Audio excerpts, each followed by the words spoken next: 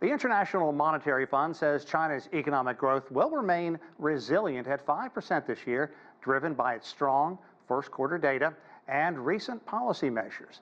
That is an upward revision of 0.4 percentage points compared with the fund's previous forecast.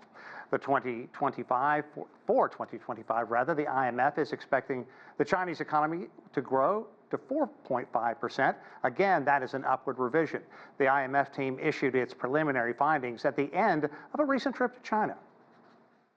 Key priorities include rebalancing the economy towards consumption by strengthening the social safety net and liberalizing the services sector to enable it to boost growth and create jobs. China plays an important and constructive role in supporting debt restructuring in low-income countries and promoting the green transition. The fund looks forward to our continued cooperation with the authorities in this regard. And now let's get some more insight into the state of China's economy now and moving forward.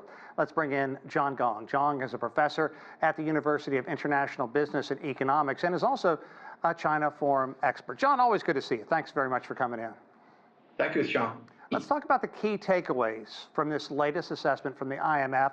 What do you think the changes were from the fund's last look at China's economy? Well, I think the tone is a lot more optimistic. I think they're saying the right things in my view. I mean, if I look at the official statement, I mean, there's hardly anything that I can disagree with, other than maybe the last paragraph where they talk about essentially joining the choir of the excess capacity theory, saying that China's use of industrial policies to support priority sectors can lead to a misallocation of domestic resources and potentially affect trading partners. Other than that, I think everything seems to be parroting straight from the official lines from the of the Chinese government. I'm saying this jokingly, of course, but it does emphasize a couple of risk areas. For example, it mentions still the risks in the property sector, the excessive debt level at the local government, as well as the financial sector. There are those small financial institutions that may pose financial risks to the entire system. So I think overall, this is a much optimistic forecast of the rest of the year for China.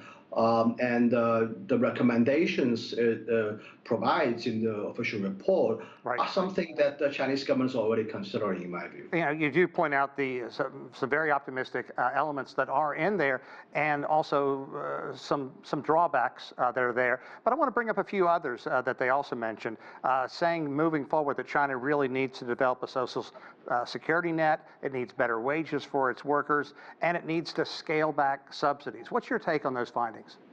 Yeah, so regarding a social security net, I mean, this is something that has been, is one area that's being subject to criticism for quite some time already. I think compared to European economies, for example, it's absolutely true that the social welfare spending out of the Chinese government's entire budget is quite small, in my view.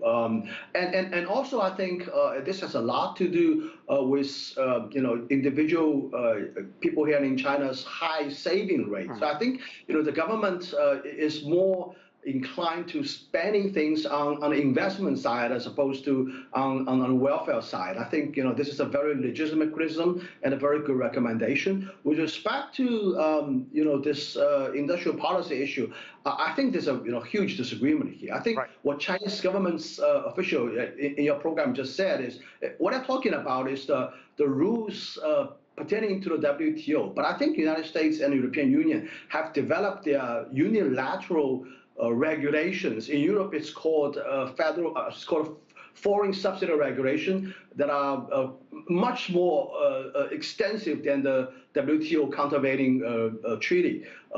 These rules are designed to essentially, in my view, to protect their own domestic industries.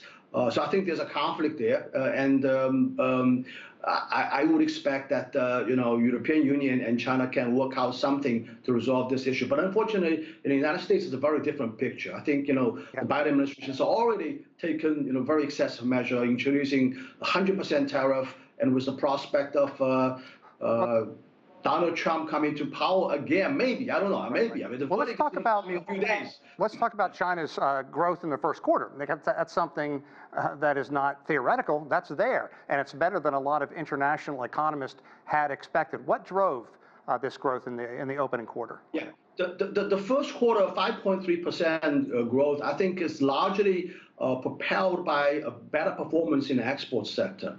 And if you look at the exports numbers, the demand from overseas markets is indeed coming back. I mean, they're showing strong growth. And also, I think, the stimulus packages introduced by the Chinese government is gradually starting to take effect. The fiscal policy, the monetary policy are indeed starting to kick in. And, I would expect for the rest of the year, we're going to continue to maintain this momentum to achieve something, a little bit over 5% for each quarter for the rest of the year. Okay, John Gong, good stuff there. The IMF again saying 5% this year, perhaps as much as 4.5 next year. I'm sure we'll check back in with you sooner than later to talk about how the economy is doing. Thank you.